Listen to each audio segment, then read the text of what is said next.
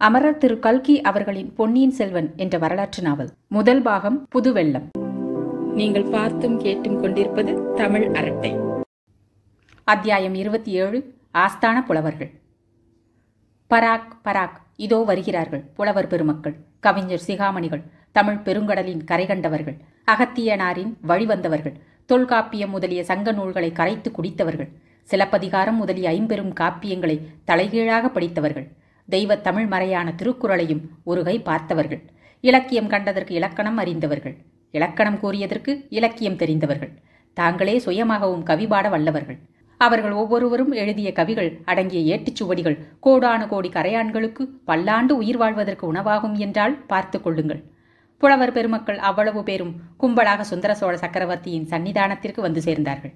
வாழ்க வாழ்க, 7 உலகும் ஒரு குடையின் கீழ் ஆளும் சுந்தர சோழ மகா சக்கரவர்த்தி வாழ்க, பாண்டியனை சுரம் இறக்கின பெருமான் வாழ்க, புலவர்களை புறக்கும் பெருமான் வாழ்க, கவிஞர்களின் கதியான கருணை வள்ளல் வாழ்க, பண்டித வத்சலராகிய பராந்தக சக்கரவர்த்தியின் திருப்பேரர் நீடோடி வாழ்க என்று வாழ்த்தினார்கள்.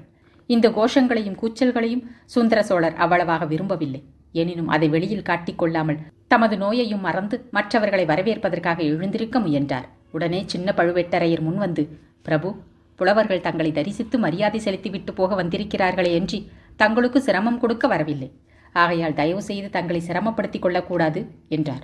ஆம் ஆம், அரசருக்கரசே, சக்கரவர்த்தி பெருமானே, தங்களுக்கு சிறிதும் சிரமம் கொடுக்க நாங்கள் வந்தோம் இல்லை என்றார் புலவர்களின் தலைவராகிய நல்லன் சாத்தனார். உங்களையெல்லாம் நெடுநாளைக்கு பிறகு பார்ப்பதில் எனக்கு மிக்க மகிழ்ச்சி. அனைவரும் அமர வேண்டும், சில பாடல்கள் சொல்லிவிட்டு போக வேண்டும் என்றார் தமிழன்பரான சக்கரவர்த்தி. தரையில் விரித்திருந்த இரத்தன கம்பளத்தில் எல்லோரும் உட்கார்ந்தார்கள். அதுதான் சமயம் என்று நமது வீரன் வல்லவரையனும் புலவர் கூட்டத்துடன் கலந்து உட்கார்ந்து கொண்டான். தான் சொல்ல விரும்பியதை முழுவதும் சக்கரவர்த்தியிடம் சொல்லாமல் போக அவனுக்கு மனம் இல்லை. சந்தர்ப்பம் ஒருவேளை மறுபடி கிடைத்தால் சொல்லிவிட்டு போகலாம் என்று எண்ணி உட்கார்ந்தான். இதை சின்ன பழுவேட்டரையர் கவனித்தார். அவருடைய மீசை துடித்தது. முதலில் அவனை வெளியில் அனுப்பிவிடலாமா என்று நினைத்தார். பிறகு அவன் அங்கே தம்முடைய கண்காணிப்பில் இருப்பதே நலம் என்று தீர்மானித்தார். எனவே அவனை பார்த்தும் பார்க்காதது போல இருந்தார். இந்த புலவர்கள் சென்ற பிறகு அவனை வெளியே அழைத்துச் சென்று அவன் மகாராஜாவிடத்தில் சொன்ன செய்தி என்னவென்பதை நன்கு தெரிந்து கொள்ள விரும்பினார். அபாயம் அபாயம் என்ற அவனுடைய குரல் அவர் காதில் இன்னும் ஒலித்துக் கொண்டே இருந்தது. புலவர்களே, தமிழ் பாடல்கள் கேட்டு அதிக காலமாயிற்று. என் செவிகள் தமிழ் பாடலுக்கு பசித்திருக்கின்றன. உங்களில் எவரேனும் புதிய பாடல் ஏதேனும் கொண்டு வந்திருக்கிறீர்களா என்று சக்கரவர்த்தி சுந்தர சோழர் கேட்டார். உடனே ஒரு புலவர் சிகாமணி எழுந்து நின்று, பிரபு, உலகப்புறத்தில் தங்கள் திருப்பெயரால் விளங்கும் சுந்தர சோழ பெரும் பள்ளியிலிருந்து அடியேன் வந்தேன். சிவநேச செல்வராகிய தாங்கள் பௌத்த மடாலயத்திற்கு நிபந்தம் அளித்து உதவியதை இந்த தமிழகமெங்கும் உள்ள பௌத்தர்கள் பாராட்டி போற்றுகிறார்கள். தாங்கள் உடல் நோயிற்றிருப்பது அறிந்தது முதல் பிக்ஷுக்கள் மிக்க கவலை கொண்டு தங்கள் உடல் நலத்துக்காக பிரார்த்தனை நடத்தி வருகிறார்கள். அந்த பிரார்த்தனை பாடலை இவ்விடம் சொல்ல அருள் கூர்ந்து அனுமதி தர வேண்டும் என்றார். அப்படியே சொல்ல வேணும், கேட்க காத்து கொண்டிருக்கிறேன் என்றார் சக்கரவர்த்தி. பின்வரும் பாடலை புலவரும் இசையுடன் பாடினார். போதியன் திருநிழல் புனித நிற்பரவுதும் மேதகு நந்திபுரி மன்னர் சுந்தர சோழர் வன்மையும் வனப்பும் திண்மையும் உலகிற் சிறந்து வாழ்கனவே. குறிப்பு: அந்நாளில் பழையாறை நகருக்கு நந்திபுரி என்னும் பெயரும் உண்டு. சில காலத்திற்கு முன்பு சோழ மண்டலம் பல்லவராட்சியின் கீழ் இருந்தபோது நந்திபுரி என்னும் பெயர் பிரபலமாய் விளங்கியது. ஆகையினாலேயே இந்த பழம்பாடலில் நந்திபுரி மன்னர் என்று குறிப்பிடப்பட்டிருக்கிறது. பாடலை கேட்டதும் புலவர்கள் அத்தனை பேரும் நன்று நன்று என்று கூறி தங்கள் பாராட்டுதலை தெரிவித்தார்கள். புத்தர்கள் இவ்வளவு நன்றியுடையவர்களாய் இருப்பது வியப்பு வியப்பு என்றார் ஒரு வீரசைவ கவிராயர். ஆம், அது வியப்பான காரியம்தான். உலகபுரம் புத்த மடத்துக்கு நான் செய்த சேவை மிக அற்பம். அதற்கு இவ்வளவு பாராட்டு வேண்டுமா என்றார் மன்னர். சக்கரவர்த்தியின் வன்மை திறத்தை அனுபவித்தவர் யார்தான் என்றென்றைக்கும் நன்றி செலுத்தி பாராட்டாதிருக்க முடியும்? இந்திரனும் சூரியனும் சிவபெருமானும் கூட தங்களுடைய வன்மையின் பயனை அனுபவித்திருக்கிறார்கள் என்றார் மற்றொரு புலவர் சிரோமணி. சுந்தர சோழர் முகத்தில் புன்னகை தவழ, அது என்ன, இந்திரனும் சூரியனும் சிவபெருமானும் கூடவா? அவர்கள் எதற்காக என்னிடம் நன்றி செலுத்த வேண்டுமாம் என்று கேட்டார். ஒரு பாடல் சொல்ல அனுமதி தர வேண்டும் என்றார் அப்புலவர். அப்படியே நடக்கட்டும் என்றார் மன்னர். புலவர் கையில் கொண்டு வந்திருந்த ஓலையை பிரித்து படிக்கலுற்றார். இந்திரன் ஏற கரி அளித்தார், பரியேல் அழித்தார், செந்துருமேனி தினகரருக்கு சிவனார் மனத்து பைந்துகில் ஏற பல்லக்களித்தார், பழையாறை நகர் சுந்தர சோழரை யாவர் ஒப்பார்கள் இத்தொன்னிலத்தே. பாடலை புலவர் படித்து முடித்ததும் சபையிலிருந்த மற்ற புலவர்கள் எல்லோரும் சிரகம்பம் கரகம்பம் செய்தும் ஆகாகாரம் செய்தும் நன்று நன்று என்று கூறியும் தங்கள் குதூகலத்தை வெளியிட்டார்கள். சுந்தர சோழர் முகமலர்ச்சியுடன், இந்த பாடலின் பொருள் இன்னதென்பதை யாராவது விளக்கிச் சொல்ல முடியுமா என்றார். ஒரே சமயத்தில் பலர் எழுந்து நின்றார்கள். பிறகு நல்லன் சாத்தனாரை தவிர மற்றவர்கள் அனைவரும் உட்கார்ந்தார்கள். நல்லன் சாத்தனார் பாடலுக்கு பொருள் கூறினார். ஒரு சமயம் தேவேந்திரனுக்கும் விருத்திராசுரனுக்கும் போர் நடந்தது. அதில் இந்திரனுடைய ஐராவதம் இறந்து போய்விட்டது. அதற்கு இணையான வேறொரு யானை எங்கே கிடைக்கும் என்று இந்திரன் பார்த்து கொண்டிருந்தான்.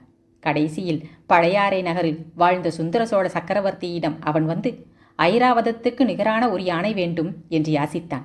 ஐராவதத்துக்கு நிகரான யானை என்னிடம் இல்லை, அதைவிட சிறந்த யானைகள்தான் இருக்கின்றன என்று கூறி இந்திரனை தமது யானை கொட்டாரத்திற்கு அழைத்துச் சென்றார். அங்கே குன்றங்களைப் போல நின்ற ஆயிரக்கணக்கான யானைகளை தேவேந்திரன் பார்த்துவிட்டு எதை கேட்பது என்று தெரியாமல் திகைத்து நின்றான். அவனுடைய திகைப்பை கண்ட சுந்தர சோழர் தாமே ஒரு யானையை பொறுக்கி இந்திரனுக்கு அளித்தார். அந்த யானையை எப்படி அடக்கி ஆளப்போகிறோம், நம் வஜ்ராயுதத்தினால் கூட முடியாதே என்ற பீதி இந்திரனுக்கு உண்டாகிவிட்டதை கவனித்து வஜ்ராயுதத்தை விட வலிமை வாய்ந்த ஒரு அங்குசத்தையும் அளித்தார்.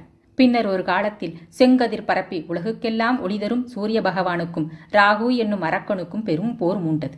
ராகு தினகரனை விழுங்க பார்த்தான், முடியவில்லை. தினகரனுடைய ஒளி அவ்விதம் ராகுவை தகித்து விட்டது. ஆனால் சூரியனுடைய தேரில் பூட்டிய குதிரைகள் 7 ராகுவின் காலகோடி விஷத்தினால் தாக்கப்பட்டு இறந்தன.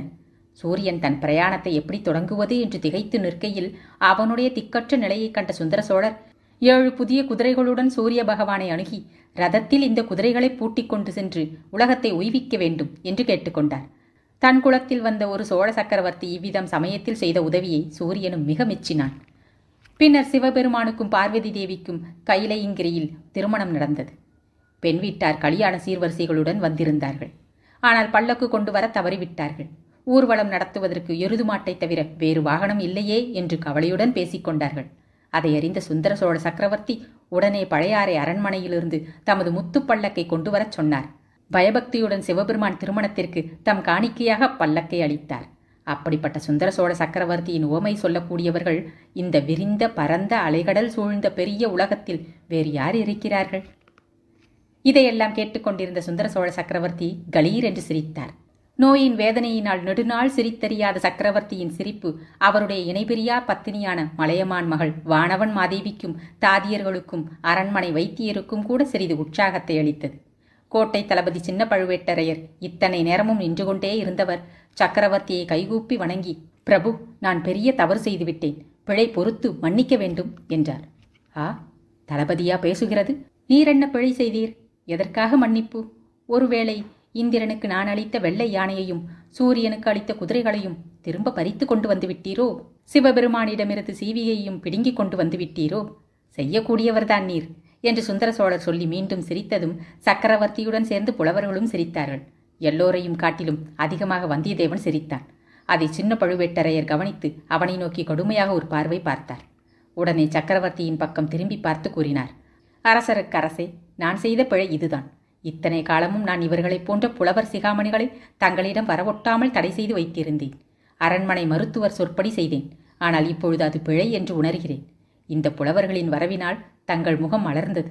இவர்களுடைய பேச்சை கேட்டு தாங்கள் வாய்விட்டு சிரித்தீர்கள். அந்த குதூகலச் சிரிப்பின் ஒளியை கேட்டு உடைய பிராட்டியின், அதாவது பட்டத்து அரசியை உடைய பிராட்டி என்று குறிப்பிடுவது அக்கால மரபு. உடைய பிராட்டியின் முகமும் தாதியரின் முகங்களும் மலர்ந்தன. நானும் மகிழ்ந்தேன். இவ்வளவு குதூகலம் தங்களுக்கு அளிக்கக்கூடியவர்களை இத்தனை நாள் தங்கள் சன்னிதானத்திற்கு வரவொட்டாமல் தடுத்தது என்னுடைய பெரும் பிழைதானே என்றார். நன்று சொன்னீர் தளபதி. இப்பொழுதாவது இதை நீர் உணர்ந்தீர் அல்லவா? வைத்தியர் சொல்லுவதை கேட்க வேண்டாம், புலவர்கள் வருவதை தடுக்க வேண்டாம் என்று உமக்கு நான் அடிக்கடி சொன்னதின் காரணம் தெரிகிறது அல்லவா என்றார் சக்கரவர்த்தி. அரண்மனை வைத்தியர் எழுந்து கைகட்டி வாய்ப்புதைத்து ஏதோ சொல்லத் தொடங்கினார்.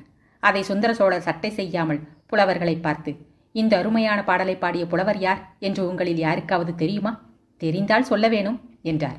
நல்லன் சாத்தனார், அரசருக்கரசை, அதுதான் தெரியவில்லை. நாங்களும் அதை கண்டுபிடிக்க முயன்று கொண்டுதான் இருக்கிறோம். கண்டுபிடித்து அந்த மாபெரும் புலவருக்கு கவிச்சக்கரவர்த்தி என்று பட்டம் சூட்டவும் சீவிகையில் ஏற்றி அவரை நாங்கள் சுமந்து செல்லவும் சித்தமாயிருக்கிறோம். இதுகாரும் எங்கள் முயற்சி பலனளிக்கவில்லை என்று சொன்னார். அதில் வியப்பு ஒன்றுமில்லை. 4 வரி கொண்ட பாடலில் எவ்வளவு பெரும் பொய்களை அடக்கக்கூடிய மகா கவிஞர் தமது பெயரை வெளிப்படுத்தி கொண்டு முன்வர விரும்ப மாட்டார்தானே என்று மகாராஜா கூறியதும் புலவர்களின் திருமுகங்களை பார்க்க வேண்டுமே. ஒருவர் முகத்திலாவது ஈயாடவில்லை. என்ன மறுமொழி சொல்லுவது என்று அவர்களுக்கு தெரியவில்லை. இந்த நிலைமையில் நமது வந்தியத்தேவன் துணிச்சலாக எழுந்து, பிரபு, அப்படி ஒரே அடியாக பொய் என்று தள்ளிவிடக்கூடாது. இல்லாத விஷயத்தை சாதாரணமாக பாமர மக்கள் சொன்னால் அது பொய். இராஜாங்க நிர்வாகத்தில் ஈடுபட்டவர்கள் அவ்விதம் சொன்னால் அது ராஜதந்திர சாணக்கியம். கவிகள் அவ்வாறு கூறினால் அது கற்பனை, அணி அலங்காரம், இல்பொருள் உவமை என்றான். புலவர்கள் அத்தனை பேரும் அவன் பக்கமாக பார்த்து நன்று நன்று என்று உற்சாகத்துடன் ஆர்ப்பரித்தார்கள். சக்கரவர்த்தியும் வந்தியத்தேவனை உற்று நோக்கி, ஓ, நீ காஞ்சியிலிருந்து ஓலை கொண்டு வந்தவன் அல்லவா? கெட்டிக்கார பிள்ளை, நன்றாக என்னை மடக்கிவிட்டாய் என்றார். பிறகு சபையை பார்த்து, புலவர்களே, பாடல் மிக அருமையான பாடலாக இருந்தாலும் அதை பாடியவரை கண்டுபிடிக்க வேண்டிய சிரமமும் அவருக்கு கவிச்சக்கரவர்த்தி என்னும் பட்டம் சூட்ட வேண்டிய அவசியமும் இல்லை. இதை பாடிய புலவரை எனக்கு தெரியும்.